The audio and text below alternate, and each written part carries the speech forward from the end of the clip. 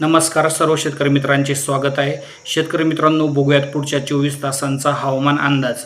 राज्यामध्ये जर बघितलं तर जे वातावरणीय बदल सध्या होत आहे। विविध जिल्ह्यांमध्ये जर बघितलं तर जे आपल्याला आज ढगाळ परिस्थिती पाहायला मिळत होती। राज्यामध्ये अधूनमधून जे स्थानिक ढग निर्मिती होऊन सुद्धा जे आहे पाऊस या ठिकाणी पडण्याची शक्यता आहे। पुढच्या 24 तासांमध्ये जर बघितलं तर जे आहे ठाणे, पालघर, रायगड, रत्नागिरी, सिंधुदुर्ग या भागामध्ये जे आहे या ठिकाणी पावसाची शक्यता आहे। त्याचप्रमाणे जर बघितलं तर जे बहुतांश भागामध्ये जे आहे बाष्पयुक्त वारे वाहताना दिसत आहे। वाऱ्याचा ताशी स्पीड 15 ते 20 किलोमीटर प्रति तास या वेगाने वारे वाहत आहे। एकंदरीत बघितलं तर वेस्टर्न डिस्टर्बन्स, त्याचप्रमाणे जर बघितलं तर जे आहे कमी दाबाचे एक चक्रीय क्षेत्र या ठिकाणी समुद्रामध्ये तयार होताना दिसत आहे अधूनमधून। त्यामुळे सुद्धा राज्यातील वातावरणावर परिणाम होत आहे। सांगितल्याप्रमाणे कोकण किनारपट्टी, पश्चिम घाटालगत असणारे जिल्हे आहे ज्यामध्ये सातारा, सांगली, सोलापूर, कोल्हापूर हे जे काही जिल्हे आहे या भागामध्ये सुद्धा जे हलका ते मध्यम स्वरूपाच्या पावसाची नोंद होण्याची शक्यता आहे।